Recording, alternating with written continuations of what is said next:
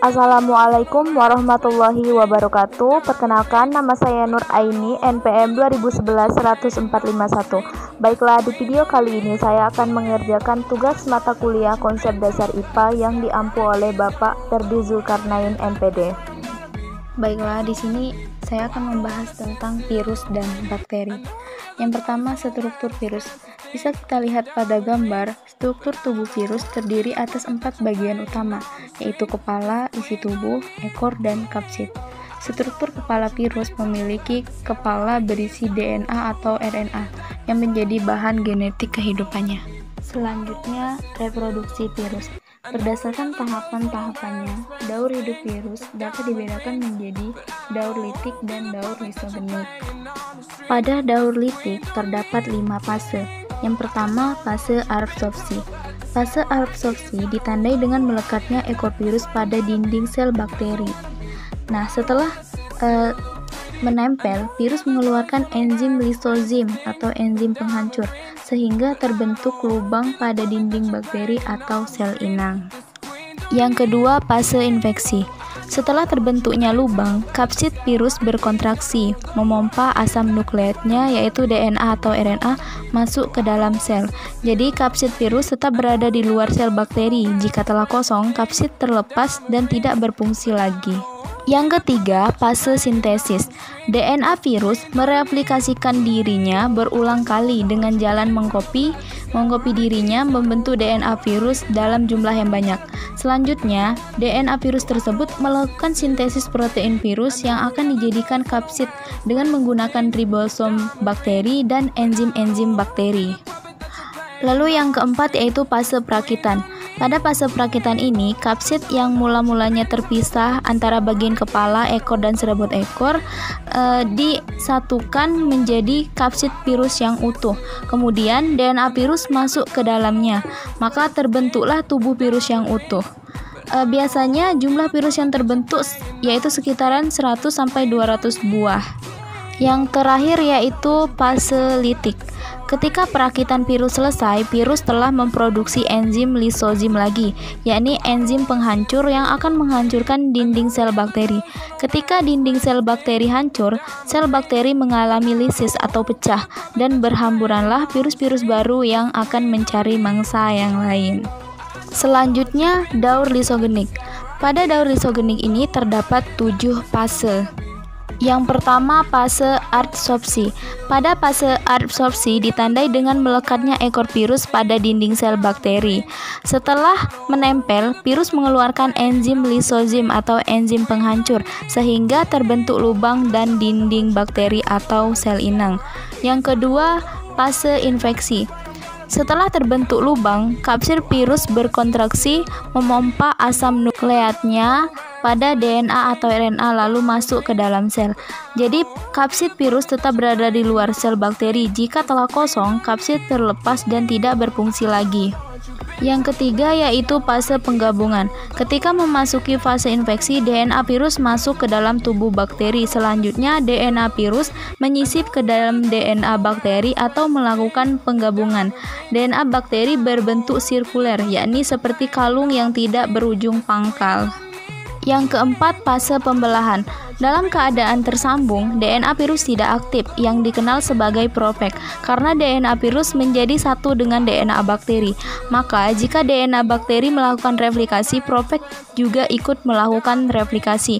Misalnya, jika bakteri akan membelah diri, DNA bakteri mengkopi diri dengan proses replikasi.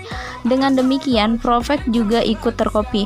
Maka terbentuklah 2 sel bakteri sebagai hasil pembelahan, dan di dalam setiap sel anak bakteri terkandung profag yang identik. Selanjutnya yaitu fase sintesis.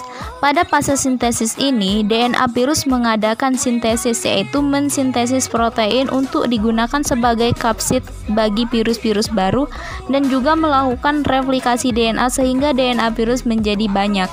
Yang keenam yaitu fase perakitan. Kapsid dirakit menjadi kapsid virus yang utuh yang berfungsi sebagai selubung virus. Kapsid virus ini jumlahnya banyak hingga mencapai 100 hingga 200 kapsid baru. Selanjutnya, DNA hasil replikasi dimasukkan ke dalamnya guna membentuk virus-virus baru. Yang terakhir yaitu fase litik. Setelah terbentuk virus-virus baru, terjadilah lisis sel bakteri. Virus-virus yang terbentuk berhamburan keluar sel bakteri guna menyerang bakteri baru. Dalam daur selanjutnya, virus dapat mengalami daur litik atau lisogenik, dan demikian seterusnya. Selanjutnya, peranan virus dalam kehidupan manusia. Dalam kehidupan manusia, virus bisa saja menguntungkan dan bisa saja merugikan. Yang pertama yaitu menguntungkan. Misalnya saja, ke dalam DNA virus digabungkan gen yang mengendalikan sifat menguntungkan. Apabila virus menginfeksi bakteri dan mengikuti daur lisogenik, maka di dalam sel bakteri tadi tergandung gen yang menguntungkan. Sebagai contoh, ke dalam DNA virus disambungkan gen atau DNA manusia yang mengontrol sintesis antitoksin atau pelawan penyakit. Selanjutnya, oleh virus lisogenik, gen tadi disambungkan ke sel bakteri. Nah, sel bakteri kini memuat gen manusia, yakni gen penghasil antitoksin. Dengan kata lain, bakteri yang semula tidak dapat menghasilkan antitoksin manusia, sekarang mampu memproduksi antitoksin manusia. Selanjutnya, virus yang merugikan.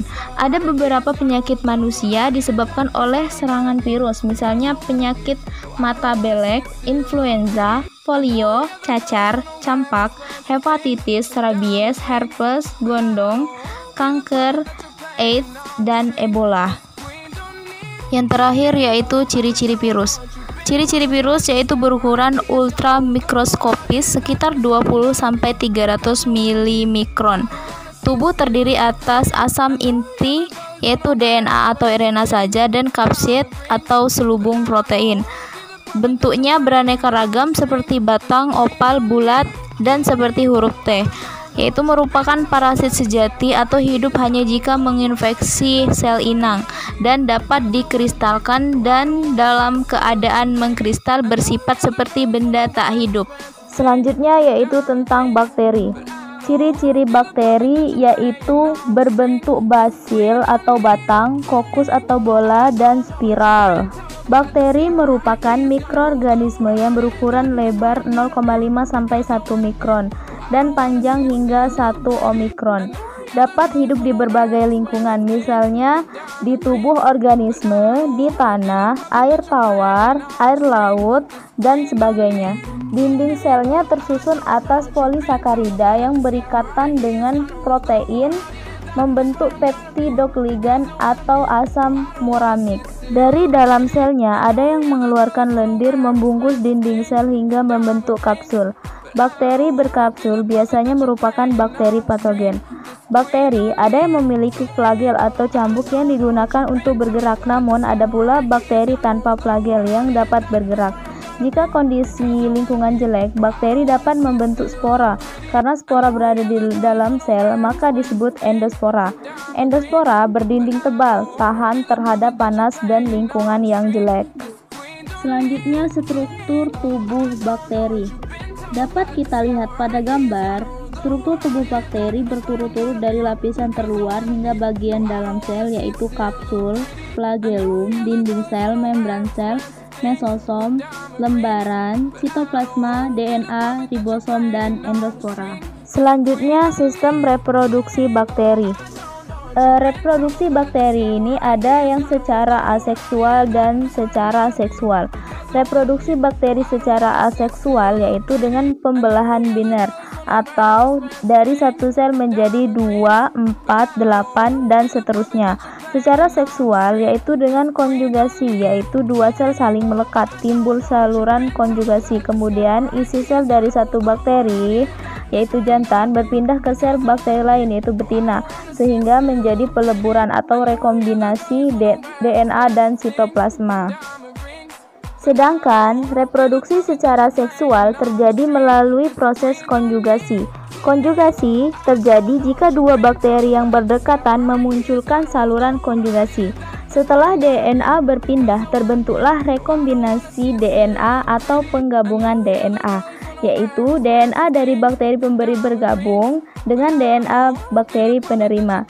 Selanjutnya, sel bakteri menerima ini mengadakan pembelahan biner, membentuk sel anak bakteri. Selanjutnya, bakteri juga ada yang menguntungkan dan ada yang merugikan. Contoh spesies-spesies bakteri yang menguntungkan adalah yang pertama Escherichia coli, membusukkan makanan di dalam usus besar dan menghasilkan vitamin K. Yang kedua, Rhizobium bersimbiosis dengan kacang-kacangan dan dapat menambat nitrogen dari udara. Bakteri ini menyuburkan tanah. Selanjutnya, Azotobacter hidup bebas di tanah dan dapat menambat nitrogen dari udara, juga menyuburkan tanah. Lalu ada Lactobacillus casei, digunakan dalam proses pembuatan keju. Selanjutnya ada Acetobacter-xylinum, digunakan dalam proses pembuatan nata de coco yang terbuat dari air kelapa. Lalu ada Acetobacter, digunakan untuk mengubah alkohol menjadi asam cuka. Di pedesaan, air tapai dapat diubah menjadi asam cuka karena bakteri ini. Air tapai mengandung gula oleh ragi diubah menjadi alkohol, dan alkohol diubah oleh Acetobacter menjadi asam cuka. Selanjutnya ada Streptococcus griseus, dapat menghasilkan antibiotik streptomycin. Bakteri ini dikembangbiakan di industri obat-obatan. Yang terakhir yaitu Streptococcus bulgaricus, digunakan dalam proses pembuatan susu asam atau yogurt. Pseudomonas denitrificans, dapat menghasilkan vitamin B. Sedangkan bakteri yang merugikan yaitu Mycobacterium tuberculosis, dapat mengakibatkan penyakit TBC. Lalu ada Mycobacterium leprae, dapat mengakibatkan penyakit lepra. Lalu yang terakhir Treponema pallidum, menyebabkan penyakit sifilis atau raja singa. Cukup materi yang bisa saya sampaikan. Saya ucapkan terima kasih. Saya akhiri. Wassalamualaikum warahmatullahi wabarakatuh.